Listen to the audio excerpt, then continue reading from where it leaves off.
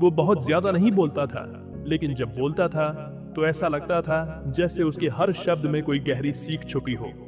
एक दिन गांव का एक जवान लड़का बेहद परेशान और बेचैन उसके पास आया। उसका चेहरा किसी उलझन में डूबा हुआ था।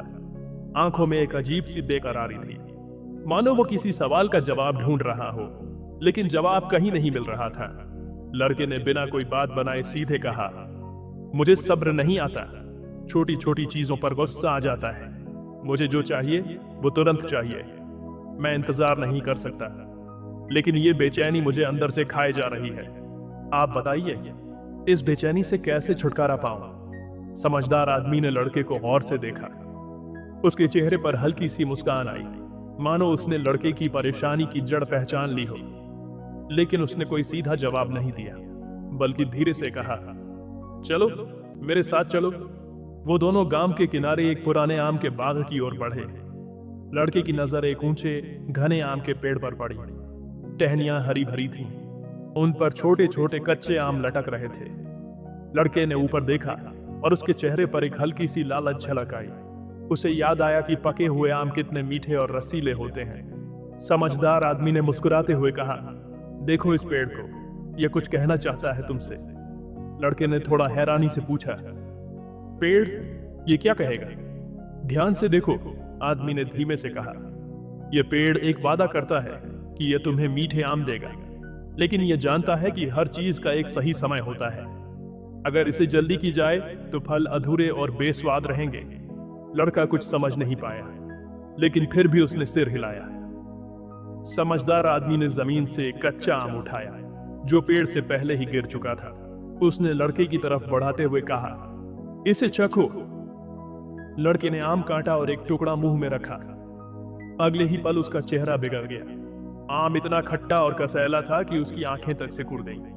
समझदार आदमी हल्का सा हंसा और बोला, समझे, अगर यह पेड़ बेसब्र होकर अपने फलों को जल्दी पकाने की कोशिश करे तो क्या होगा? आदमी ने पूछा। लड़के ने धीरे से कहा, आम खट्टे रहेंगे, उनकी मिठास कभी नहीं आएगी। बिल्कुल, आदमी ने सिर हिलाया। जिंदगी भी कुछ ऐसी ही होती है। अगर तुम हर चीज को जल्दी पाने की कोशिश करोगे तो जो स्वाद आना चाहिए वो कभी नहीं आएगा। हर चीज के पकने का, बनने का, अपने पूरा होने का समय होता है। अगर उसे जबरदस्ती तेज करने की कोशिश की जाए तो नतीजा अधूरा और बेस्वाद ही होगा। लड़के ने गहरी सांस ली। उसकी आंखों में एक नई समझ झलकने लगी। उसे एहसास हुआ कि सब्र सिर्फ समय काटने का नाम नहीं है, बल्कि एक गहरी प्रक्रिया है जो इंसान को समझदार, शांत और मजबूत बनाती है। लड़का कुछ पलों तक चुप रहा, फिर उसने धीरे से सिर हिलाया और कहा, अब मैं समझ गया। जब वह बाग से निकला तो उसकी चाल पहले जैसी नहीं थी। अब उसमें एक ठहराव था, एक शांति थी। अब उसे एहसास हो गया था कि सब्र का मतलब सिर्फ इंतजार करना नहीं, बल्कि अपने अंदर एक समझदारी लाना है। जिंदगी की सबसे बड़ी खूबसूरती उसी में है, जो समय लेकर धीरे धीरे हमारे सामने खुलती है।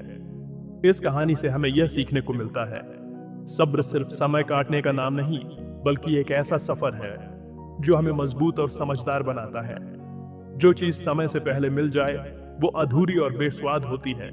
सब्र हमें सिखाता है कि मंजिल से ज्यादा सफर का आनंद लेना जरूरी है। हर मीठी चीज अपने सही समय पर ही मिलती है। तो अगली बार जब तुम्हें किसी चीज का इंतजार करना पड़े तो याद रखना, असली मिठास सही समय पर ही मिलती है। अगर आपको यह कहानी अच्छी लगी हो तो इसे दूसरों के साथ शेयर करें और अपना विचार कमेंट में बताएं। बहुत बहुत धन्यवाद देखने के लिए।